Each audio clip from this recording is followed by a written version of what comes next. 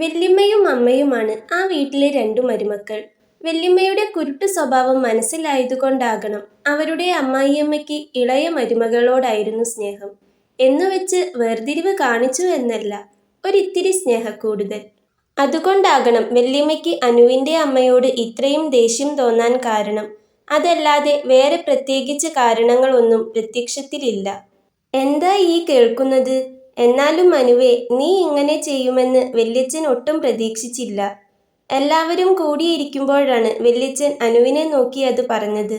അനു തിരിച്ചൊന്നും പറഞ്ഞില്ല. ഇന്നലെ മുതൽ കേൾക്കുന്നതാണ് ഈ സംസാരം. എല്ലാവരും എന്താ ഇങ്ങനെ പറയുന്നത്? കോളേജിൽ കൂടെ പഠിക്കുന്ന ഒരാളെ കണ്ടു. എക്സാം എങ്ങനെയുണ്ടായിരുന്നു എന്ന് ചോദിച്ചു. അതിനുത്തരം പറഞ്ഞു. അതല്ലാതെ വേറെ താൻ എന്താണ് ചെയ്തത്? ആൽബിന് തന്നെ ഇഷ്ടമാണ്, അത് തനിക്കറിയാം. എന്നാൽ അവൻ തന്നോട് പോലും അത് തുറന്നു പറഞ്ഞിട്ടില്ല. അതറിഞ്ഞിട്ടാണ് ഇവരിത് പറയുന്നതെങ്കിൽ പിന്നെയും വേണ്ടിയില്ല. എന്നാൽ അതുപോലും അറിയാതെയാണ് ഇവരിതെല്ലാം പറയുന്നത്. ഇതിനെല്ലാം പിന്നിൽ ഒരേ ഒരാളാണുള്ളത്, വല്യമ്മ. അവരുടെ നാക്കാണ് എല്ലാവരെക്കൊണ്ടും ഇങ്ങനെയെല്ലാം പറയിപ്പിക്കുന്നത്. വല്യച്ഛന് അരികിൽ വല്യമ്മ ഇരിക്കുന്നുണ്ട്. അവൾക്ക് അവരെ കാണുമ്പോൾ തന്നെ കലി കയറുന്നുണ്ട്. പക്ഷേ എന്തു ചെയ്യാൻ? തിരിച്ചൊന്നും പറയാൻ പറ്റില്ലല്ലോ. കൂടെ നിൽക്കേണ്ട അമ്മയും അച്ഛനും പോലും വല്യമ്മയുടെ ഭാഗത്താണ്. പിന്നെ എന്തു ചെയ്യും? എനിക്ക് അതല്ല മനസ്സിലാകാത്തത്. ഇതെങ്ങനെ സംഭവിച്ചുവെന്നാ. പിന്നെ 3 കൊല്ലം വേറെ ഏതോ സ്ഥലത്തായിരുന്നില്ലേ? അവിടെ എന്താ ഏതാ എങ്ങനെയാ എന്നൊക്കെ നമുക്കറിയാൻ പറ്റോ? മക്കൾ അവിടെ പഠിക്കാൻ പോയതല്ലേ എന്ന് കരുതി നമ്മൾ ഇവിടെ സമാധാനത്തിലിരിക്കും. എന്നാൽ അവരവിടെ എന്താ ചെയ്യുന്നതെന്ന് ദൈവത്തിന് മാത്രമേ അറിയൂ. വല്യമ്മ വല്യച്ഛൻ പറഞ്ഞതിന് പിന്നാലെ തന്നെ പറഞ്ഞു. അതുകേട്ട് അഖിലിനും അമലിനും ചൂടായി. അപ്പോഴും അതെല്ലാം സത്യം എന്ന പോലെ അമ്മയും അച്ഛനും അനുവിനെ നോക്കി ദഹിപ്പിക്കുകയാണ്. അമ്മേ, അമ്മ ഇതെന്തൊക്കെയാ ഈ പറയുന്നേ? ഇങ്ങനെയൊക്കെ പറയാൻ മാത്രം ഇപ്പോൾ ഇവിടെ എന്താ ഉണ്ടായത്? എനിക്കൊന്നും മനസ്സിലാകുന്നില്ല. അഖിൽ അല്പം ദേഷ്യത്തോടെ തന്നെയാണ് വല്യമ്മയോട് അത് ചോദിച്ചത്. ഇത്രയൊക്കെ കേട്ടിട്ടും നിനക്കൊന്നും മനസ്സിലായില്ലേ അഖിലേ? വല്യമ്മയും അല്പം ഗൗരവത്തിൽ തന്നെയാണ് അഖിലിനോട് അത് തിരിച്ചു ചോദിച്ചത്. എന്തു മനസ്സിലാവാൻ? ഇവൾ ആരെയോ സ്നേഹിച്ചു, ഇവൾ നമ്മളെ ചതിച്ചു എന്നൊക്കെയുള്ള രീതിയിലാണല്ലോ നിങ്ങൾ എല്ലാവരും സംസാരിക്കുന്നേ. പക്ഷേ അത് നിങ്ങൾ പറയുന്നതല്ലേ, അല്ലാതെ ഇതിനെപ്പറ്റി ഇവൾ എന്തെങ്കിലും വാ തുറന്നു പറഞ്ഞോ? ഇല്ലല്ലോ. അഖിൽ വല്യമ്മയോട് ചോദിച്ചു. ഓ, ഇവളിനി എന്തു പറയാനാ? എത്രയൊക്കെ ആയാലും ഇവള് ഇല്ല എന്നേ പറയുള്ളൂ. എന്നുവെച്ചാൽ അതാണോ സത്യം? വല്യമ്മ അഖിലിനെ ഒന്ന് തറപ്പിച്ചു നോക്കിക്കൊണ്ട് പറഞ്ഞു. ശരി, ഇനി നിങ്ങൾ പറയുന്നത് പോലെ ഇവൾക്ക് ഇഷ്ടമുണ്ടെന്ന് തന്നെ ഇരിക്കട്ടെ. അത് ആരാ എന്താ എന്ന് അന്വേഷിച്ച് അത് നടത്തിക്കൊടുക്കുന്നതല്ലേ നല്ലത്. അമലാണ് അത് പറഞ്ഞത്. അത് കേട്ട് അനു ഒന്ന് ഞെട്ടി. അപ്പോൾ ഇവരെപ്പോലെ അമലേട്ടനും കരുതി വെച്ചിരിക്കുന്നത് തനിക്ക് ഇങ്ങനെ ഒരു ഇഷ്ടമുണ്ടെന്നാണോ? അമലേട്ടൻ എന്തൊക്കെയാ ഈ പറയുന്നേ? എനിക്ക് അങ്ങനെ ആരോടും. അതുവരെ മിണ്ടാതിരുന്ന അനു അപ്പോൾ മിണ്ടി തുടങ്ങിയതും അമൽ അവളുടെ നേരെ കൈ ഉയർത്തിക്കൊണ്ട് തടഞ്ഞു. നിൽക്ക് അനു, ഇവർക്ക് എന്താ പറയാനുള്ളതെന്ന് നോക്കട്ടെ. അമൽ അനുവിനെ നോക്കി അത് പറഞ്ഞതും അനു പിന്നെ ഒന്നും മിണ്ടിയില്ല. അമ്മ പറയുന്നത് പോലെ ഇവര് തമ്മിൽ ഇഷ്ടത്തിലാണെങ്കിൽ നമുക്ക് അവനോടൊന്ന് സംസാരിക്കാം. എന്താണ് ഇവരുടെ തീരുമാനമെന്ന് അറിയാമല്ലോ. ഇവർക്ക് ഒരുമിച്ച് ജീവിക്കാനാണ് താല്പര്യമെങ്കിൽ നമുക്ക് അന്വേഷിച്ചിട്ട് നല്ലവനാണെങ്കിൽ അത് അങ്ങ് നടത്തിക്കൊടുക്കാമല്ലോ. അമൽ അത് പറഞ്ഞതും വല്യമ്മയാണ് ആദ്യം ഒന്ന് ഞെട്ടിയത്. അനു പറഞ്ഞതാണ് സത്യമെന്ന് അവർക്കറിയാം. കാരണം അവർ തമ്മിൽ സംസാരിക്കുന്നതിൻ്റെ വീഡിയോ കയ്യിലുണ്ടെന്നല്ലാതെ അവർ തമ്മിൽ സ്നേഹത്തിലാണെന്നതിൻ്റെ യാതൊരു തെളിവുമില്ല. ഇനി അങ്ങനെയാണെങ്കിൽ തന്നെ ഇത്രയും ആയ സ്ഥിതിക്ക് അനു തന്നെ തുറന്നു പറയേണ്ടതാണ് അവനെ മാത്രമേ കല്യാണം കഴിക്കൂ എന്നത്. ഇപ്പോഴും അവൾ പറയുന്നത് അവനെ അറിയില്ല, അവനെ സ്നേഹിച്ചിട്ടില്ല എന്നാണ്. അപ്പോൾ പിന്നെ അത് സത്യമാണെന്ന് വിശ്വസിക്കാനേ വല്യമ്മയ്ക്ക് പറ്റൂ. എങ്കിലും എല്ലാവരുടെയും മുൻപിൽ അത് സമ്മതിച്ചു കൊടുക്കാൻ അവർക്ക് വയ്യ. പ്രത്യേകിച്ച് അവളുടെ അമ്മയുടെയും അച്ഛൻ്റെയും മുൻപിൽ. അവൾ ഇനിയും പഠിച്ചാൽ അവൾ നല്ലൊരു നിലയിലെത്തും. അത് സംഭവിച്ചുകൂടാ. എരിയുന്ന തീയിൽ കുറച്ചുകൂടി എണ്ണയൊഴിച്ച് അത് ആളിക്കത്തിച്ചേ മതിയാവൂ, വല്യമ്മ ചിന്തിച്ചു. അത് പറ്റില്ല. അവളുടെ അമ്മയും അച്ഛനും അമൽ പറഞ്ഞതിന് എന്തെങ്കിലും ഒരു മറുപടി പറയും മുൻപേ വല്യമ്മയാണ് അത് പറഞ്ഞത്. അമൽ തൻ്റെ അമ്മയെ ഒന്ന് സൂക്ഷിച്ചു നോക്കി. അതെന്താ പറ്റാത്തത്? അമ്മയല്ലല്ലോ അവളുടെ കാര്യങ്ങൾ തീരുമാനിക്കുന്നത്. അതുകൊണ്ട് ചെറിയച്ഛനും ചെറിയമ്മയും പറയട്ടെ. അമൽ അതും പറഞ്ഞ് ചെറിയമ്മയെയും ചെറിയച്ഛനെയും നോക്കി. അത് പറ്റില്ല. അവൻ നസ്രാണിയാണ്. അങ്ങനെ സ്വന്തം ജാതിയും മതവും മറന്ന് മറ്റൊരുത്തനെ കല്യാണം കഴിക്കാനൊന്നും ഇവിടെ പറ്റില്ല. വല്യമ്മയാണ് വീണ്ടും അത് പറഞ്ഞത്. അമൽ അവരെ ഒന്ന് തറപ്പിച്ചു നോക്കി. അതെ, അത് തന്നെയാണ് അതിൻ്റെയൊരിത്. നമ്മുടെ ജാതിയിൽ നിന്നാണെങ്കിൽ പിന്നെയും കുഴപ്പമില്ലായിരുന്നു. ഇതിപ്പോൾ നസ്രാണി എന്ന് പറയുമ്പോൾ അത് അത് ശരിയാവില്ല വിജയ. എപ്പോഴത്തെയും പോലെ വല്യമ്മയുടെ ഭാഗം പറഞ്ഞുകൊണ്ട് വല്യച്ഛനും പറഞ്ഞു. എന്നാൽ അമൽ അത് കാര്യമാക്കിയില്ല. അച്ഛൻ അങ്ങനെയേ പറയൂ എന്ന് അവനറിയാമായിരുന്നു. എന്താ ചെറിയച്ഛൻ്റെ തീരുമാനം? അഖിലാണ് അവളുടെ അച്ഛനോട് അത് ചോദിച്ചത്. അയാൾ ഭാര്യയുടെ മുഖത്തേക്കൊന്ന് നോക്കി. അവർ കണ്ണുകൊണ്ട് വേണ്ടെന്ന് കാണിച്ചു. ഇല്ല, അതൊന്നും നടക്കില്ല. ഇനിയിപ്പോൾ അന്വേഷിച്ചിട്ട് അവൻ ഏതു കൊമ്പത്തുള്ളവനായാലും നടക്കില്ല. എത്രയായാലും നസ്രാണിയല്ലേ. അവർക്ക് അവരുടെ ആളുകളെ ചേരൂ, നമ്മൾക്ക് നമ്മുടേതും. ചെറിയച്ഛൻ അത് പറഞ്ഞതും അമലിൻ്റെയും അഖിലിൻ്റെയും മുഖത്ത് ഒരു പുച്ഛം നിറഞ്ഞു. എന്താണ് ചെറിയച്ഛ ഈ ജാതിയും മതവും? ഇപ്പോഴും ഇങ്ങനെയൊക്കെ ഉണ്ടോ ചെറിയച്ഛ? ഈ കാലത്തും ആരെങ്കിലും ജാതിയും മതവും നോക്കുമോ? മനുഷ്യരെല്ലാം ഒന്നല്ലേ? അഖിൽ ചെറിയച്ഛനോട് പറഞ്ഞു. അതൊക്കെ വെറുതെ പറയാനേ പറ്റൂ. ഇനി ചിലപ്പോൾ എല്ലാവരെയും ഒരുപോലെ കാണുന്നവർ ഉണ്ടാവും. പക്ഷേ എനിക്കങ്ങനെ പറ്റില്ല. എൻ്റെ മകളെ ആരെക്കൊണ്ട് കെട്ടിക്കണമെന്ന് തീരുമാനിക്കുന്നത് ഞാനാണ്. അയാൾ ഒറ്റയടിക്ക് തീർത്തു പറഞ്ഞു. അമലിനും അഖിലിനും ഇവനെക്കൊണ്ട് തന്നെ അനുവിനെ കെട്ടിക്കണമെന്ന് യാതൊരു നിർബന്ധവുമില്ലായിരുന്നു. കാരണം അനുവിന് അങ്ങനെയൊരു ഇഷ്ടം ഇല്ലല്ലോ. അതുകൊണ്ട് തന്നെ അയാളുടെ ആ തീരുമാനം കേട്ടതും അവർക്ക് പ്രത്യേകിച്ച് ഒന്നും തോന്നിയില്ല. ശരി, ചെറിയച്ഛൻ പറഞ്ഞതുപോലെ അവളെ കെട്ടിച്ചു കൊടുക്കണ്ട. അതുപോലെ അവൾ പറയുന്നു അവനുമായിട്ട് അവൾക്ക് യാതൊരു ബന്ധവുമില്ല, അവൾക്ക് പഠിച്ചാൽ മതിയെന്ന്. എന്നാ പിന്നെ അവൾ തുടർന്ന് പഠിക്കട്ടെ. എന്തിനാ അതിൻ്റെ ഇടയ്ക്ക് വേറൊരു കല്യാണം? അഖിൽ ചെറിയച്ഛനോട് പറഞ്ഞതും ചെറിയച്ഛൻ വീണ്ടും അയാളുടെ ഭാര്യയുടെ മുഖത്തേക്ക് നോക്കി. അനു പ്രതീക്ഷയോടെ അച്ഛൻ്റെ മുഖത്തേക്കും. എന്നാൽ കല്യാണം വേണ്ട, അവൾ പഠിച്ചോട്ടെ എന്ന് പറയുമെന്ന പ്രതീക്ഷയിൽ.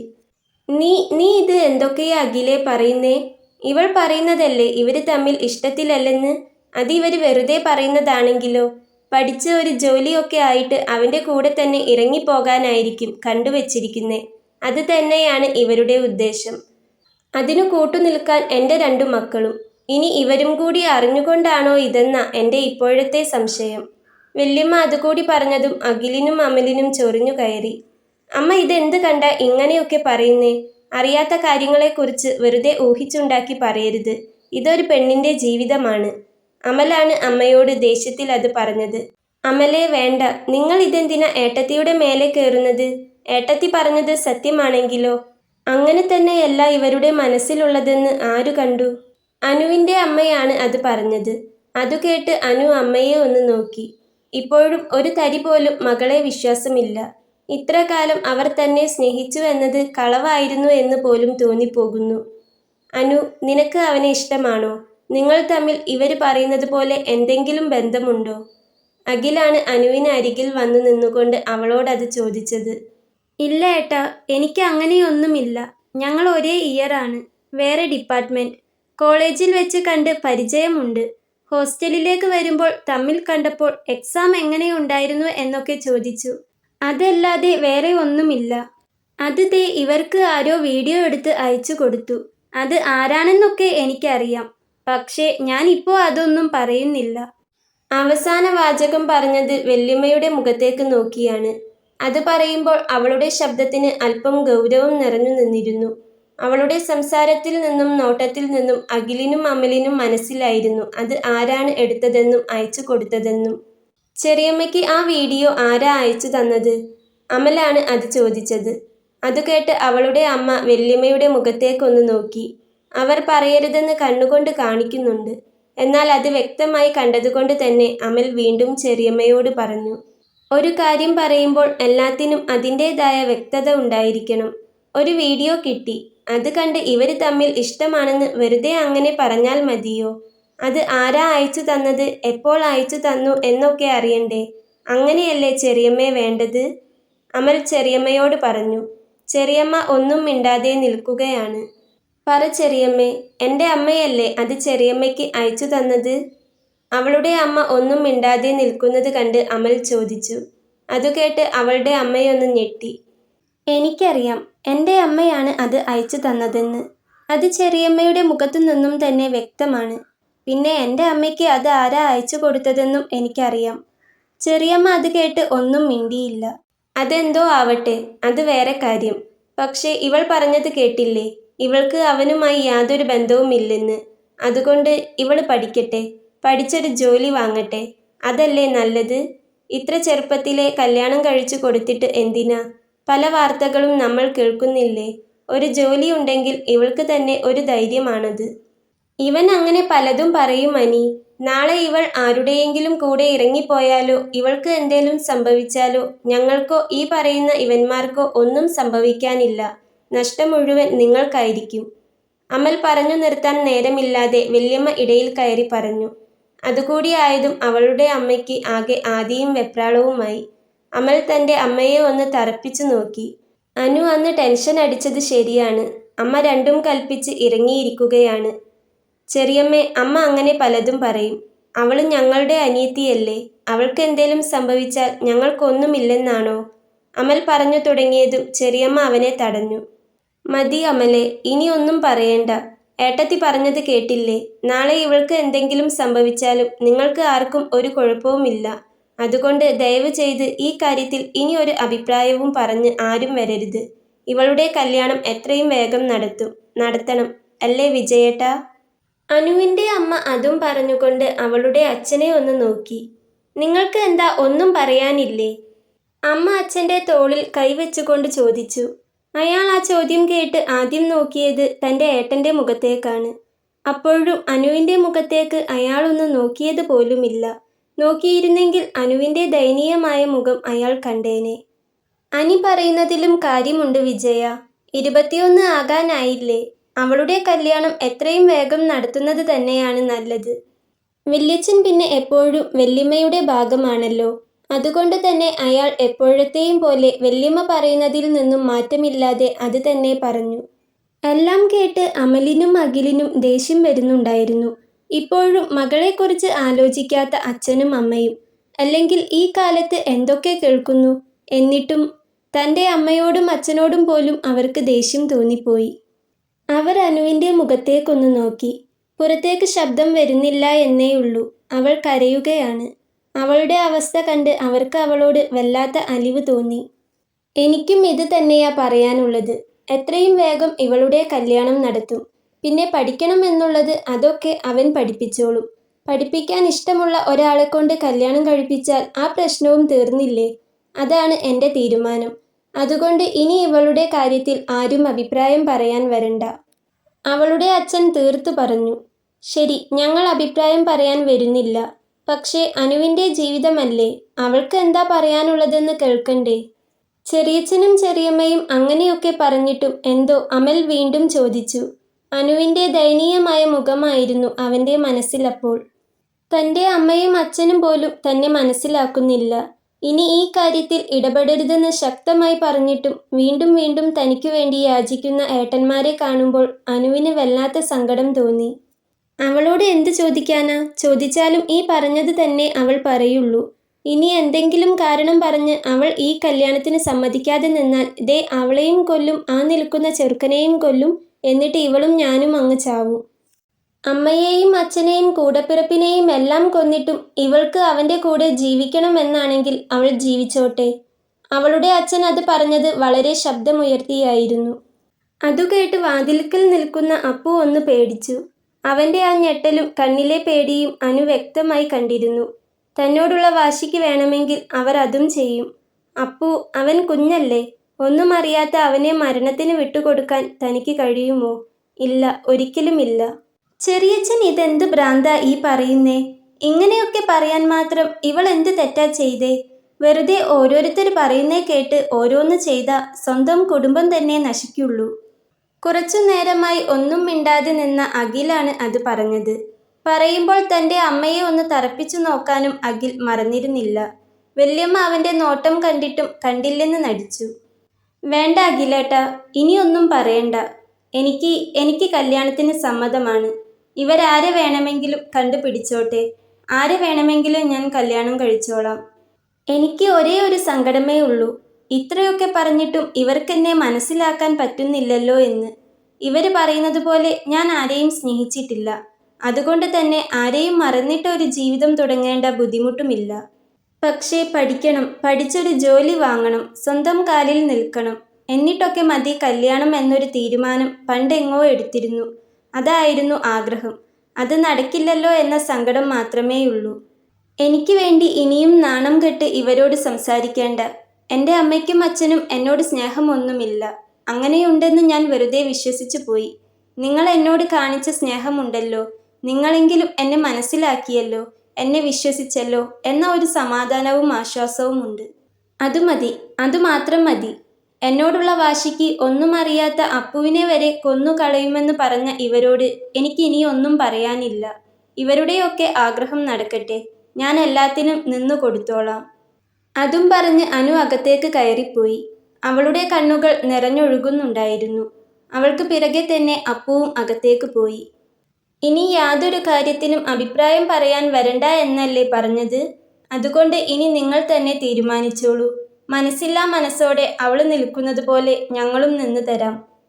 പക്ഷേ ഈ ചെയ്യുന്നത് സ്വന്തം മകളോട് ആണെന്ന് ഓർക്കണം. നാളെ ഒരു കാലത്ത് ഈ ചെയ്തു പോയതോർത്ത് കുറ്റബോധം തോന്നിയിട്ട് കാര്യമില്ല. തിരുത്താൻ ആഗ്രഹിച്ചിട്ട് കാര്യമില്ല. അപ്പോഴേക്കും കാലം ഒരുപാട് മുൻപോട്ട് എത്തിയിട്ടുണ്ടാകും. എങ്കിലും എല്ലാം അവളുടെ നല്ലതിനാകട്ടെ എന്ന് മാത്രം പ്രാർത്ഥിക്കാം. അതേ ഞങ്ങൾക്കിനി പറ്റൂ. കാരണം അവൾ നിങ്ങളുടെ മകൾ മാത്രമാണല്ലോ. അതും പറഞ്ഞുകൊണ്ട് അഖിലാണ് അവിടെ നിന്ന് ആദ്യം ഇറങ്ങിയത്. അതിനു പിന്നാലെ തന്നെ അമലും ഇറങ്ങി. അവരങ്ങനെയൊക്കെ പറയും, നീ അത് കാര്യമാക്കണ്ട. അവളെ കൊഞ്ചിച്ച് വഷളാക്കിയത് ഈ പോയവരാ. അവരങ്ങ് ഇറങ്ങിപ്പോയതും വല്യമ്മ അവളുടെ അമ്മയോടും അച്ഛനോടും പറഞ്ഞു. അവർക്ക് വിഷമമായി കാണും അല്ലേ ഏട്ടത്തി? അനുവിൻ്റെ അമ്മ ചോദിച്ചു. അവരോട് നേരത്തെ അങ്ങനെയൊക്കെ പറഞ്ഞതിൽ ഇപ്പോൾ ഒരു വല്ലായ്മ തോന്നുന്നുണ്ടായിരുന്നു അവളുടെ അമ്മയ്ക്കും അച്ഛനും. അങ്ങനെയൊന്നുമില്ല അനി, അവർക്ക് വിഷമമാവുമെന്ന് കരുതി നമ്മൾ പറയേണ്ടത് പറയണ്ടേ? പിന്നെ അവരീ പറഞ്ഞതും അവളോടുള്ള സ്നേഹം കൊണ്ടാ. പക്ഷേ അവര് ചെറുതല്ലേ, അവർക്ക് അത്രയൊക്കെ വിവരമേ കാണുള്ളൂ. വല്യമ്മ അവരെ സമാധാനിപ്പിച്ചുകൊണ്ട് പറഞ്ഞു. തൻ്റെ മക്കളോട് അങ്ങനെയൊക്കെ പറഞ്ഞെങ്കിലും സാരമില്ല. അങ്ങനെ അവസാനം അവളുടെ കല്യാണം നടത്താൻ തീരുമാനിച്ചല്ലോ. അതായിരുന്നു വല്യമ്മയുടെ സന്തോഷം. മുറിയിൽ വന്നിരുന്ന അനു പൊട്ടിക്കരഞ്ഞു. അങ്ങനെ എല്ലാത്തിനും ഒരു തീരുമാനമായിരിക്കുന്നു. വല്യമ്മ ആഗ്രഹിച്ചതുപോലെ തന്നെ കാര്യങ്ങൾ നടന്നിരിക്കുന്നു. ഇനി താൻ എന്തു ചെയ്യും? ഓർക്കുമ്പോൾ അവൾക്ക് നെഞ്ച് പൊട്ടിപ്പോകുന്നത് പോലെ തോന്നി. കല്യാണം കഴിക്കുന്നതിനേക്കാൾ വിഷമം അമ്മയും അച്ഛനും തന്നെ മനസ്സിലാക്കാത്തതാണ്. സാധാരണ ഒരു കല്യാണാലോചന വന്ന് വിവാഹം നടത്തുന്നത് ആയിരുന്നെങ്കിൽ കുഴപ്പമില്ലായിരുന്നു. ഇതിപ്പോൾ താൻ ആരുടെയോ കൂടെ ഓടിപ്പോകുമെന്ന് കരുതി അപ്പുവിനെ വരെ കൊല്ലുമെന്ന് പറഞ്ഞ് ഭീഷണിപ്പെടുത്തി ഒരു കല്യാണം അവൾക്ക് ചിന്തിക്കാൻ പോലും ആകുന്നുണ്ടായിരുന്നില്ല. തലമുടിയിൽ ആരോ കൈവച്ചത് അറിഞ്ഞാണ് അനു തിരിഞ്ഞു നോക്കിയത്. അപ്പുവാണ്. അവൻ്റെ കണ്ണുകളും നിറഞ്ഞൊഴുകുന്നുണ്ട്, ചുണ്ടുകൾ വിതുമ്പുന്നുണ്ട്.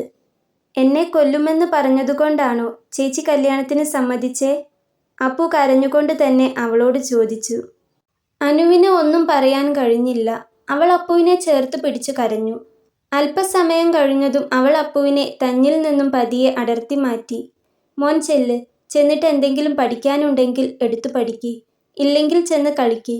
ചേച്ചി അല്പസമയം ഒറ്റയ്ക്കിരിക്കട്ടെ. അപ്പുവിൻ്റെ നിറഞ്ഞ കണ്ണുകൾ തുടച്ചു കൊടുത്തുകൊണ്ട് അനു പറഞ്ഞു. അപ്പു ഒന്ന് തലയാട്ടിക്കൊണ്ട് പുറത്തേക്ക് നടന്നു. അപ്പു മുറുക്കി പുറത്തേക്ക് ചെന്നതും അവൾ ചെന്ന് വാതിലടിച്ച് വീണ്ടും കട്ടിലിൽ വന്നു കിടന്നു. ഏറെ നേരം കരഞ്ഞു. കരഞ്ഞ് അവസാനം കരയാൻ വയ്യാതെയായി. എല്ലാത്തിലും തീരുമാനമായിരിക്കുന്നു. തൻ്റെ വിധി അവർ തീരുമാനിച്ചു കഴിഞ്ഞിരിക്കുന്നു. അങ്ങനെ ഓർക്കുമ്പോൾ പോലും അവൾക്ക് കരച്ചിൽ വന്നു. പക്ഷേ ഇതാണ് തൻ്റെ വിധിയെന്ന് അവൾ സ്വയം മനസ്സിനെ പാകപ്പെടുത്താൻ ശ്രമിച്ചു. വരാനുള്ളത് വരാതിരിക്കില്ലല്ലോ, അവയെ തടഞ്ഞു നിർത്താനുമാവില്ല. എന്തായാലും വരുന്നിടത്ത് വെച്ച് കാണാം. അവൾ സ്വയം മനസ്സിന് ഒരു ഉറപ്പ് കൊടുക്കാൻ ശ്രമിച്ചുകൊണ്ടിരുന്നു. അന്ന് അവൾ മുറിയിൽ നിന്നും പുറത്തേക്കിറങ്ങിയതേയില്ല. ഏറെ സമയം കഴിഞ്ഞപ്പോൾ വാതിൽ അകത്തുനിന്നും തുറന്നു വെച്ചു. ഇനി അടച്ചു വെച്ചിട്ട് അതിനൊരു ബഹളം ഉണ്ടാകേണ്ട എന്ന് കരുതി. ഉച്ചയ്ക്ക് ഊണ് കഴിക്കാൻ അമ്മ വന്നു വിളിച്ചെങ്കിലും അവൾ ചെന്നില്ല. അവളുടെ വാശിയാണെന്ന് കരുതി അമ്മ അവളെ നിർബന്ധിക്കാനും ചെന്നില്ല. അപ്പു ചെന്ന് അവളെ ഭക്ഷണം കഴിക്കാൻ വിളിച്ചെങ്കിലും അവൾ തലവേദനയാണെന്നും പറഞ്ഞ് ഒഴിഞ്ഞുമാറി. അപ്പോൾ വന്നു കിടന്ന ആ കിടത്തം അവൾ വൈകിട്ട് വരെ കിടന്നു. വൈകുന്നേരമായപ്പോൾ പതിയെ എഴുന്നേറ്റ് കണ്ണാടിക്ക് മുൻപിൽ ചെന്നു നിന്നു. കരഞ്ഞു കരഞ്ഞ് കൺപോളകൾ വീർത്തിരിക്കുന്നു. മുടിയാകെ പാറിപ്പറന്ന് ഒരൊറ്റ ദിവസം കൊണ്ട് താൻ കോലം കെട്ടുപോയതുപോലെ അവൾക്ക് തോന്നി. ഇനി കരയാൻ വയ്യ. അല്ലെങ്കിലും ആർക്കു വേണ്ടിയാണ് കരയുന്നത്? ആരെ കാണിക്കാനാണ് കരയുന്നത്? തൻ്റെ വേദന കാണാനോ കരച്ചിൽ മാറ്റാനോ ആശ്വസിപ്പിക്കാനോ തനിക്ക് ആരുമില്ലെന്ന് അവൾക്ക് ഉറപ്പായിരിക്കുന്നു. ആകെയുള്ളത് ഏട്ടന്മാരാണ്. അവർക്ക് എന്ത് ചെയ്യാൻ പറ്റും? കല്യാണമെങ്കിൽ കല്യാണം. വരുന്നിടത്ത് വെച്ച് കാണാം. കണ്ണു തുടച്ച് തിരിഞ്ഞതും അവളുടെ നോട്ടം ചെന്നത് മേശപ്പുറത്തേക്കാണ്. അവിടെ തൻ്റെ പുസ്തകങ്ങൾ അടുക്കി വെച്ചിരിക്കുന്നു. ആ പുസ്തകങ്ങൾ കാണുമ്പോൾ താൻ വീണ്ടും തളർന്നു പോകുന്നത് പോലെ. അവൾ പതിയെ ആ പുസ്തകത്തിലൂടെ വിരലോടിച്ചു. ഒരു വിധത്തിൽ സമാധാനിപ്പിച്ചു വെച്ച അവളുടെ മനസ്സ് വീണ്ടും കൈവിട്ടു പോകുന്നത് പോലെ. അവളുടെ കണ്ണുകൾ വീണ്ടും നിറഞ്ഞൊഴുകി. അവൾ വീണ്ടും കണ്ണാടിക്ക് മുൻപിൽ വന്നു നിന്നു. നിറഞ്ഞൊഴുകുന്ന കണ്ണുകൾ വീണ്ടും വാശിയോടെ അമർത്തി തുടച്ചു. എന്തു വന്നാലും ആരൊക്കെ കൂടെ നിന്നില്ലെങ്കിലും പഠിക്കണം. പഠിച്ചൊരു ജോലി വാങ്ങണം. അതിനി എത്ര കഷ്ടപ്പെട്ടിട്ടായാലും, അവൾ മനസ്സിൽ ഉറപ്പിച്ചു. പിന്നെ ചെന്ന് കുളിച്ചു മാറ്റാനുള്ള ഡ്രസ്സും മറ്റുമെടുത്ത് മുറിക്ക് പുറത്തേക്കിറങ്ങി. ഹാളിൽ എത്തിയതേ കണ്ടു സെറ്റിയിലിരുന്ന് ആരോടോ ഫോണിൽ സംസാരിക്കുന്ന അമ്മയെ. അവൾക്ക് അവരോട് ഇതുവരെ തോന്നാത്ത ഒരു തരം ദേഷ്യം തോന്നി, വല്ലാത്ത പുച്ഛവും. അവരെയൊന്ന് നോക്കുക പോലും ചെയ്യാതെ അവൾ പുറത്തേക്ക് നടന്നു. തലയിലൂടെ തണുത്ത വെള്ളം വീണപ്പോൾ തന്നെ അവൾക്ക് വല്ലാത്ത ആശ്വാസം തോന്നി. പക്ഷേ ശരീരം മാത്രമേ തണുത്തിട്ടുള്ളൂ. മനസ്സിപ്പോഴും ചുട്ടുപൊള്ളുകയാണ്. കുറച്ചധികം നേരം തന്നെ ഷവറിന് ചുവട്ടിൽ നിന്നു. കുളി കഴിഞ്ഞ് പുറത്തേക്കിറങ്ങിയതും അഴിച്ചു മാറ്റിയ ഡ്രസ്സ് അലക്കിയിട്ടു. അവിടെ നിന്ന് നേരെ ചെന്നത് അടുക്കളയിലേക്കാണ്. ആരെയും കാത്തു നിന്നില്ല. കുറെ കരഞ്ഞതുകൊണ്ടും ഉച്ചയ്ക്ക് കഴിക്കാത്തതുകൊണ്ടും നല്ല വിശപ്പുണ്ട്. ഇനി രാത്രിയിൽ ഇവരുടെ കൂടെ ഇരുന്ന് കഴിക്കാൻ വയ്യ. അതുകൊണ്ട് രാത്രിയിലേക്കുള്ളത് കൂടി കണക്കാക്കി ഒരുമിച്ചങ്ങ് നന്നായി ചോറ് കഴിച്ചു. അവൾ കഴിച്ചുകൊണ്ടിരിക്കുമ്പോഴാണ് അപ്പു അടുക്കള വഴി കയറി വന്നത്. അവളെ കണ്ട് അപ്പു അവൾക്കരികിലേക്ക് ചെന്നു. പുറകിൽ ആരോ വന്നു നിൽക്കുന്നതറിഞ്ഞ് അവളൊന്ന് തിരിഞ്ഞു നോക്കി. അമ്മയാകുമെന്നാണ് വിചാരിച്ചത്. പക്ഷേ അപ്പുവിനെ കണ്ടപ്പോൾ അവളൊന്ന് ചിരിച്ചു. അവനും കൂടി അവൾ ചോറ് വാരിക്കൊടുത്തു. അവൾ എപ്പോൾ ചോറ് കഴിക്കുമ്പോഴും അതിലൊരു പിടി അവന് വേണം. അത് അവൾ തന്നെ വാരിക്കൊടുക്കുകയും വേണം. അപ്പു അവൾക്ക് അരികിൽ ഇരുന്നുകൊണ്ട് ചോറ് കഴിച്ചു. അടുക്കളയിൽ നിന്നും പാത്രത്തിൻ്റെ ശബ്ദം കേട്ടിട്ടാണ് അമ്മ അടുക്കളയിലേക്ക് വന്നു നോക്കിയത്. ചോറ് കഴിക്കുന്ന അനുവിനെയും അപ്പുവിനെയും കണ്ട് അമ്മ ഹാളിലേക്ക് തന്നെ തിരിച്ചുപോയി. അനു കഴിച്ചു കഴിയുന്നതിന് മുൻപ് തന്നെ അപ്പു മതിയാക്കി എഴുന്നേറ്റ് പോയിരുന്നു. ചോറ് കഴിച്ച് പാത്രം കഴുകി വെച്ച ശേഷം അനു മുറിയിലേക്ക് പോയി. വാതിൽ ലോക്ക് ചെയ്തില്ല, വെറുതെ അടച്ചു വെച്ചു. അപ്പോൾ മുറിയിലേക്ക് വന്ന അവൾ പിന്നെ പുറത്തേക്ക് ഇറങ്ങിയില്ല. രാത്രി അത്താഴം കഴിക്കാൻ അമ്മ വന്നു വിളിച്ചെങ്കിലും അവൾ കേൾക്കാത്തതുപോലെ കിടന്നു. വൈകിട്ട് ചോറെടുത്ത് കഴിക്കുന്നത് കണ്ടതുകൊണ്ട് തന്നെ അമ്മ നിർബന്ധിക്കാനും പോയില്ല.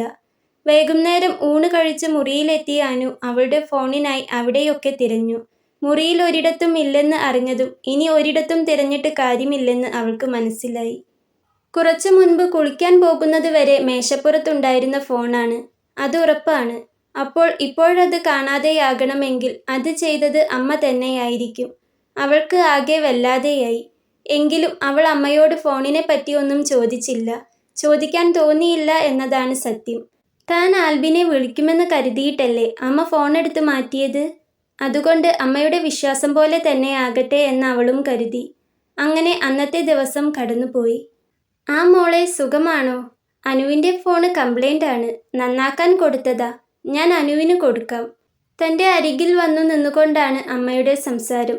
പറയുന്നത് കേട്ടാൽ തന്നെ മനസ്സിലാവും തൻ്റെ ഏതോ കൂട്ടുകാരിയോടാണ് സംസാരിക്കുന്നതെന്ന്. ഫോൺ എടുത്തു വെച്ചിട്ട് കംപ്ലൈൻ്റ് ആണ് പോലും. അമ്മ അതും പറഞ്ഞ് അനുവിന് നേരെ ഫോൺ നീട്ടി. ഒപ്പം കണ്ണുകൊണ്ട് എന്തൊക്കെയോ കാണിക്കുന്നുണ്ട്. അനു അത് കാര്യമാക്കിയില്ല. അവൾ ഫോൺ വാങ്ങി കാതോട് ചേർത്തു. ആ നീതു, നീയായിരുന്നോ? അതെൻ്റെ ഫോൺ. അവൾ എന്തോ പറഞ്ഞു തുടങ്ങിയപ്പോഴാണ് തനിക്ക് പിറകിൽ നിൽക്കുന്ന അമ്മയെ അവൾ കണ്ടത്. അവളൊന്ന് അവരെ തറപ്പിച്ചു നോക്കി. ആ നോട്ടം കണ്ടിട്ടും അവർക്ക് വലിയ കുലുക്കമൊന്നും ഉണ്ടായിരുന്നില്ല. എങ്കിലും അവർ പതിയെ മുറിക്ക് പുറത്തേക്ക് നടന്നു. പക്ഷേ ദൂരേക്ക് പോകാതെ അവർ ആ വാതിൽക്കൽ തന്നെ നിന്നു. താൻ എന്താണ് പറയുന്നതെന്ന് കേൾക്കാനായി. അനുവിന് ആകെ ചൊറിഞ്ഞു കയറി. ഫോൺ കംപ്ലൈൻ്റായി നന്നാക്കാൻ കൊടുത്തതാണെന്നും 2 ദിവസം കഴിഞ്ഞാൽ കിട്ടുമെന്നും പറഞ്ഞു. പിന്നെ അത്യാവശ്യം വിവരങ്ങളൊക്കെ ചോദിച്ച് ഫോൺ കിട്ടിയിട്ട് തിരികെ വിളിക്കാമെന്നും പറഞ്ഞ് ഫോൺ വെച്ചു. വീട്ടിൽ നടന്ന സംഭവങ്ങളോ കല്യാണം നടത്താൻ പോകുന്നതോ ഒന്നും അവൾ പറഞ്ഞില്ല. അമ്മയുടെ കയ്യിൽ ഫോൺ വെച്ചു കൊടുത്ത് ഒന്നും പറയാതെ അവൾ മുറിയിലേക്ക് തന്നെ വന്ന് കട്ടിലിൽ കമിഴ്ന്നു കിടന്നു. അമ്മ അവളെ ഒന്ന് നോക്കിക്കൊണ്ട് അടുക്കളയിലേക്ക് നടന്നു. അവൾക്കാകെ വല്ലാതെയാകുന്നുണ്ടായിരുന്നു. എങ്ങോട്ടേലും ഇറങ്ങി ഓടിയാലോ എന്നുവരെ തോന്നിപ്പോയി. പക്ഷേ അപ്പു, അവനെ ഓർക്കുമ്പോഴാണ് താനിവിടെ പിടിച്ചു നിന്നു പോകുന്നത്. ആരെങ്കിലും അറിഞ്ഞു പിടിച്ച് അവൾക്ക് നല്ലൊരു ആലോചന കൊണ്ടുവരുന്നതിനു മുൻപേ അധികം സാമ്പത്തികമൊന്നുമില്ലാത്ത ഏതെങ്കിലും ഒരുത്തൻ്റെ ആലോചനയും കൊണ്ട് അവിടേക്ക് പോകണമെന്നത് വല്യമ്മയുടെ വാശിയായിരുന്നു. അതിനുവേണ്ടി അവർക്ക് അധികം കാത്തു നിൽക്കേണ്ടി വന്നില്ല. 2 ദിവസം കൊണ്ട് തന്നെ അവരുടെ കയ്യിലൊരു ആലോചന എത്തി. വേറെ ആരുമല്ല, അവരുടെ അനിയത്തി വിജിത തന്നെയാണ് ആലോചന കൊണ്ടുവന്നത്. അവരുടെ ഒരു അകന്ന ബന്ധത്തിലുള്ളതാണ്. പക്ഷേ ചെറുക്കൻ്റെ വീട് പാലക്കാട് തന്നെയാണ്.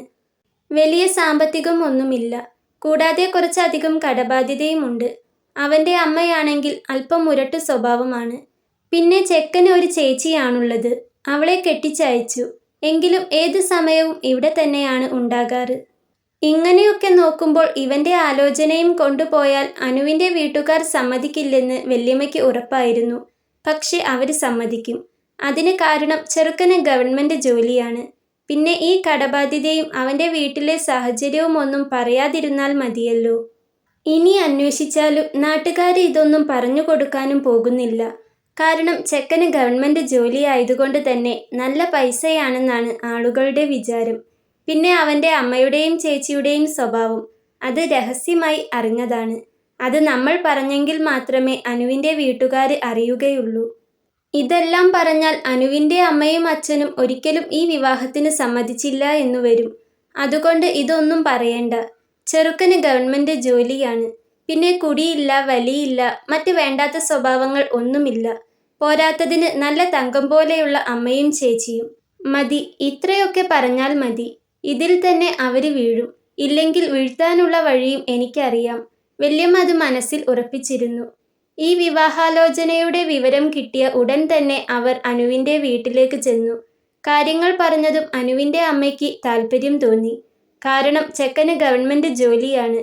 പിന്നെ അവനെയും അവൻ്റെ കുടുംബക്കാരെയും കുറിച്ച് പൊക്കിയുള്ള വല്യമ്മയുടെ വർത്തമാനവും. രാത്രി വിജയേട്ടൻ വന്നിട്ട് പറയാമെന്ന് അവളുടെ അമ്മ പറയുമ്പോൾ നീ ഒന്ന് കാര്യമായി തന്നെ അവനോട് പറയുമെന്ന് വല്യമ്മയും തിരിച്ചു പറഞ്ഞു. അവിടെ നിന്നും ഇറങ്ങുമ്പോൾ വല്യമ്മയ്ക്ക് ഉറപ്പായിരുന്നു ഈ വിവാഹം നടക്കുമെന്ന്. കാരണം അത്രയും അവർ നാവിട്ടലച്ചതാണ്. അവളുടെ അമ്മയ്ക്ക് ആലോചന ഇഷ്ടമാകാൻ ഉള്ളതും ഇല്ലാത്തതും എല്ലാം പറഞ്ഞുകൊടുത്ത് അവളുടെ അമ്മയെ കുപ്പിയിലാക്കിയ ശേഷമാണ് വല്യമ്മ അവിടെ നിന്നും പോന്നത്. വല്യമ്മയും വല്യച്ഛനും കൂടി പറഞ്ഞതും അനുവിൻ്റെ അച്ഛനും താല്പര്യം തോന്നി. പുറത്തുനിന്ന് ആരെങ്കിലും ഇതറിഞ്ഞാൽ ഇവർക്കെന്താ വിവരമില്ലേ, ഇത്രയും പൊട്ടന്മാരാണോ ഇവരെന്ന് വരെ തോന്നിപ്പോകും.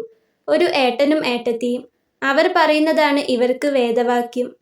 എല്ലാം കേട്ടപ്പോൾ അങ്ങനെയെങ്കിൽ അവർ വന്ന് പെണ്ണ് കണ്ടോട്ടെ എന്ന് അനുവിൻ്റെ അച്ഛനും പറഞ്ഞു. നാട്ടിലൊരു കല്യാണമുണ്ട്. അഖിലിൻ്റെയും അമലിൻ്റെയും അടുത്ത കൂട്ടുകാരനാണ്. ആ ദിവസം അവർ 2 പേരും കല്യാണത്തിൻ്റെ തിരക്കിലായി അവിടെയായിരിക്കും. അതുകൊണ്ട് അഖിലും അമലും വീട്ടിലില്ലാത്ത ആ ദിവസമായിരുന്നു അവളുടെ പെണ്ണുകാണൽ നടത്താൻ തീരുമാനിച്ചത്. അത് വല്യമ്മ മനഃപൂർവ്വം അങ്ങനെ ചെയ്തതാണ്. ചെറുക്കനെ നേരിട്ട് കണ്ടാൽ ഓരോന്നും പറഞ്ഞും ചോദിച്ചും എന്തെങ്കിലും കുത്തിപ്പൊക്കിയാൽ കല്യാണം അവിടെ നിൽക്കും. അതുകൊണ്ട് അവർ ഇല്ലാത്ത ദിവസം നോക്കി പെണ്ണുകാണൽ നടത്താമെന്ന് തീരുമാനിച്ചത് വല്യമ്മയാണ്. ആ ദിവസമാണ് ചെറുക്കൻ്റെ കൂട്ടർക്ക് ഒഴിവുള്ളതെന്ന് അനുവിൻ്റെ വീട്ടിലും അനുവിൻ്റെ വീട്ടുകാർക്ക് അന്നാണ് ഒഴിവുള്ളത് എന്ന് ചെറുക്കൻ്റെ വീട്ടിലും അവർ പറഞ്ഞു. അനു, ഒന്നിങ്ങു വന്നേ, നിന്നെ അച്ഛൻ വിളിക്കുന്നു. വൈകിട്ട് തന്നെ രാത്രിയിലേക്കുള്ള അത്താഴം കഴിച്ച് മുറിയിൽ വന്നു കിടന്നതായിരുന്നു അനു. അപ്പോഴാണ് അമ്മ വന്ന് അവളെ വിളിച്ചത്. അവൾ അവരെ ഒന്ന് തിരിഞ്ഞു നോക്കി. വേഗം വന്നേ, അച്ഛന് നിന്നോടൊരു കാര്യം പറയാനുണ്ട്. എന്നിട്ട് വേണം കടയിലേക്കൊന്ന് പോകാൻ. അമ്മ അതും പറഞ്ഞുകൊണ്ട് മുറിക്ക് പുറത്തേക്ക് നടന്നു. അച്ഛൻ എന്തിനാണ് വിളിക്കുന്നതെന്നോർത്ത് അവൾക്ക് പ്രത്യേകിച്ച് ആശങ്കയും പേടിയും ഒന്നും തോന്നിയില്ല. എന്താണെങ്കിലും വരുന്നിടത്ത് വെച്ച് കാണാൻ അവൾ മനസ്സിനെ പാകപ്പെടുത്തിയിരുന്നു. അവൾ അമ്മയ്ക്ക് പിന്നാലെ നടന്നു. അച്ഛൻ ഹാളിലെ സോഫയിൽ ഇരിപ്പുണ്ട്. അവൾ ഹാളിലേക്ക് ചെന്നു. എങ്കിലും അച്ഛനോടൊന്നും പറഞ്ഞില്ല. അവളെ കാണുന്ന രീതിയിൽ ഹാളിൽ ഒരു ഭാഗത്തായി ചെന്നു നിന്നു. നാളെ നിന്നെ ഒരു കൂട്ടര് പെണ്ണ് കാണാൻ വരുന്നുണ്ട്. അച്ഛൻ അത് പറഞ്ഞു തുടങ്ങിയതും അവൾ മനസ്സുകൊണ്ട് ഒന്ന് ഞെട്ടിയിരുന്നു. ഇത്ര വേഗം ആലോചന വന്നു തുടങ്ങുമെന്ന് അവൾ വിചാരിച്ചിരുന്നില്ല. എങ്കിലും അവൾ അത് പുറത്തേക്ക് കാണിച്ചില്ല. പറഞ്ഞത് കേട്ടെന്നറിയിക്കാനായി മാത്രം വെറുതെ ഒന്ന് മൂളി. അവളുടെ മൂളൽ കേട്ട് അയാളൊന്ന് അവളെ മുഖമുയർത്തി നോക്കി. നാളെ അവര് വരുമ്പോൾ വേണ്ടാത്തതൊന്നും വെറുതെ പറഞ്ഞു കൊടുക്കാൻ നിൽക്കരുത്. അവർക്ക് ഇഷ്ടക്കേടുണ്ടാകുന്ന തരത്തിൽ നിന്റെ ഭാഗത്തു നിന്നും ഒന്നും ഉണ്ടാകരുത്. കേട്ടല്ലോ? അച്ഛൻ അവളെ നോക്കി തറപ്പിച്ചു തന്നെ പറഞ്ഞു. അവൾ വീണ്ടും ഒന്ന് മൂളി. എന്നാ ശരി, ഞാൻ ഇറങ്ങുക, അച്ഛൻ അമ്മയോട് പറഞ്ഞു. പിന്നീട് ഒരു ചോദ്യത്തിനോ മറുപടിക്കോ കാത്തു നിൽക്കാതെ അച്ഛൻ അവിടെ നിന്നും എഴുന്നേറ്റ് പോയിരുന്നു. അവൾക്കും അതെ, ഒന്നും പറയാനും ചോദിക്കാനും ഉണ്ടായിരുന്നില്ല. ഈ കുറച്ച് ദിവസങ്ങൾ കൊണ്ട് തന്നെ അവൾ ഒരു പാവ കണക്കെ ആയിപ്പോയിരുന്നു. 11 മണിയൊക്കെ ആകുമ്പോൾ അവരെത്തുമെന്നാണ് പറഞ്ഞിരിക്കുന്നത്. പക്ഷേ വല്യമ്മ രാവിലെ തന്നെ ഹാജരായിട്ടുണ്ട്. ഇന്ന് പെണ്ണ് കാണാൻ വരുന്നതിനെക്കുറിച്ചൊന്നും അഖിലിനോടും അമലിനോടും പറഞ്ഞിട്ടില്ല. പറഞ്ഞിരുന്നേൽ അവരാരെങ്കിലും ഒരാൾ ഇവിടെ നിന്നേനെ എന്ന് വല്യമ്മയ്ക്ക് ഉറപ്പുണ്ടായിരുന്നു. അതുകൊണ്ട് എല്ലാം കഴിഞ്ഞിട്ട് അവരോട് പറയാമെന്ന് വല്യമ്മ തന്നെയാണ് അവളുടെ അച്ഛനോടും അമ്മയോടും പറഞ്ഞത്. അപ്പോഴും വല്യമ്മ എന്തിനാണ് തങ്ങളുടെ മോളെ കാര്യത്തിനു വേണ്ടി ഇത്രമാത്രം ബുദ്ധിമുട്ടുന്നതെന്ന് അവളുടെ അമ്മയും അച്ഛനും ചിന്തിച്ചില്ല. വല്യമ്മയുടെ മനസ്സിലെ ദുഷ്ടത്തരം അവളുടെ അമ്മയ്ക്കും അച്ഛനും മനസ്സിലാക്കാനും സാധിച്ചില്ല. അവരോടുള്ള അന്ധമായ വിശ്വാസം കൊണ്ട് അവരുടെ കണ്ണും കാതും മൂടപ്പെട്ടു പോയിരുന്നു. ഇവിടെ നിന്ന് എന്തെങ്കിലും ചോദിക്കുകയും പറയുകയും ചെയ്ത് ഈ കല്യാണം മുടങ്ങിയാലോ എന്ന് ആലോചിച്ചപ്പോൾ അത് തന്നെയാണ് നല്ലതെന്ന് അവർക്കും തോന്നി. അലമാര തുറന്ന് പുതിയതിൽ തന്നെ ഏറ്റവും നല്ലൊരു ചുരിദാർ നോക്കി അവൾക്ക് ഇടാനായി എടുത്തതും വല്യമ്മ തന്നെയാണ്. എന്തൊക്കെ പറഞ്ഞാലും അനുപമ കാണാൻ വല്ലാത്തൊരു ഭംഗിയാണ്. ഒന്നു കണ്ടാൽ വീണ്ടും നോക്കി പോകാൻ തോന്നുന്ന രൂപം. ഒറ്റ നോട്ടത്തിൽ തന്നെ അവളെ ആർക്കും ഇഷ്ടമാകും.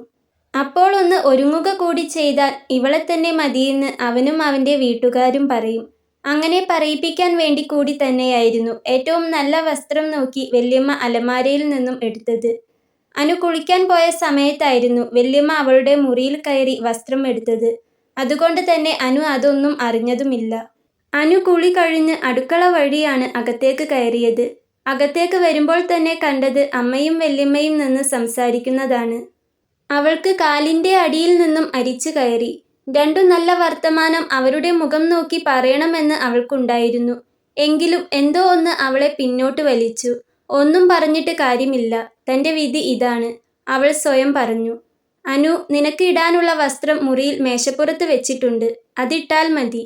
അവരെ കണ്ടിട്ടും കാണാത്തതുപോലെ അകത്തേക്ക് കയറി പോകുമ്പോഴാണ് അടുക്കളയിൽ നിന്നും അമ്മയത് പറഞ്ഞത്. അവൾ ഒന്നും പറഞ്ഞില്ല. അവരെ ഒന്ന് നോക്കിക്കൊണ്ട് അവൾ അകത്തേക്ക് നടന്നു.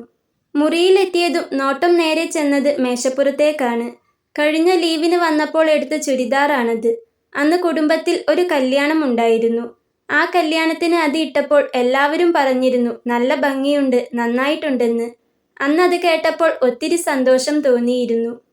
കല്യാണം കഴിഞ്ഞ് വീട്ടിലെത്തിയപ്പോൾ ഒത്തിരി നേരം കണ്ണാടിക്ക് മുൻപിൽ നിന്ന് തിരിഞ്ഞും മറിഞ്ഞും തൻ്റെ സൗന്ദര്യം ആസ്വദിക്കുകയും ചെയ്തിരുന്നു. പൊതുവേ എന്തെങ്കിലും ഒരു പരിപാടി വന്നാൽ അണിഞ്ഞൊരുങ്ങാൻ വല്ലാത്തൊരു താല്പര്യമാണ്. എന്നുവെച്ചാൽ ഒരുപാട് മേക്കപ്പ് ഇട്ട് കോലം കെട്ടി നടക്കുക എന്നല്ല, മിതമായ രീതിയിലാണെങ്കിലും അത്യാവശ്യം ഭംഗിയിൽ നടക്കാനാണ് ഇഷ്ടം. എന്നാൽ ഇന്ന് ഒന്നിനും വയ്യ. എല്ലാത്തിനോടും വല്ലാത്തൊരു മടുപ്പ്. അവൾ ജനലിനോരം ചെന്ന് അല്പസമയം പുറത്തേക്ക് നോക്കി നിന്നു. നീ ഇതുവരെ മാറ്റിയില്ലേ അനു? അവരിപ്പോൾ ഇങ്ങെത്തും. ഇനി എപ്പോഴാ? അതും പറഞ്ഞ് അവർ അവൾക്കരികിലേക്ക് ചെന്നു. വാതിൽ തുറന്നു കിടക്കുന്നത് കണ്ടാണ് അമ്മ അങ്ങോട്ട് എത്തി നോക്കിയത്. അപ്പോഴാണ് ഒരുങ്ങാതെ കുളിച്ചു വന്ന അതേ വേഷത്തിൽ തന്നെ നിൽക്കുന്ന അവളെ കണ്ടത്. താൻ ചോദിച്ചതിന് മറുപടി തരുന്നില്ല എന്ന് മാത്രമല്ല, ഒന്ന് അനങ്ങുക കൂടി ചെയ്യാതെ നിൽക്കുന്ന അവളെ കണ്ട് അമ്മയ്ക്ക് വല്ലാത്ത ദേഷ്യം വന്നു. നീ എന്താ അനു ഇത്? കുറെ ദിവസമായല്ലോ നീ ഈ മൗനവ്രതം തുടങ്ങിയിട്ട്. അമ്മ പറഞ്ഞു തുടങ്ങിയതും അവൾ കേൾക്കാൻ താല്പര്യമില്ലാത്തതുപോലെ മുഖം തിരിച്ചു കളഞ്ഞു. അവൾ ഇതുവരെ ഒരുങ്ങിയില്ലേ അനി? അതും ചോദിച്ചുകൊണ്ട് വല്യമ്മ അവിടേക്ക് വന്നതും അവൾ അമ്മയെ ഒന്ന് നോക്കി പേടിപ്പിച്ചു. ആ, അവളിതാ ഒരുങ്ങാൻ പോവുക. ഏട്ടത്തി വരൂ. അനു, നിന്നു തിരിഞ്ഞു കളിക്കാതെ വേഗം ഒരുങ്ങി വരാൻ നോക്ക്. അമ്മ വേഗം അത് പറഞ്ഞുകൊണ്ട് വല്യമ്മയെയും കൂട്ടി മുറിക്ക് പുറത്തേക്ക് ഇറങ്ങി. അവൾക്ക് ഒരുങ്ങാനൊന്നും തോന്നിയില്ല. ചുരിദാർ എടുത്തിട്ടു. പിന്നെ കുറച്ച് പൗഡർ മുഖത്തിട്ട് ചെറിയൊരു കറുത്ത പൊട്ടും തൊട്ടു. കണ്ണുപോലും എഴുതാൻ തോന്നിയില്ല. അത്രമാത്രം ചെയ്ത് അവൾ കട്ടിലിൽ വന്നിരുന്നു. കുറച്ചു സമയം കഴിഞ്ഞ് മുറിയിലേക്ക് വന്ന അമ്മ അവളെ കണ്ടതും ഒന്നു ഞെട്ടി.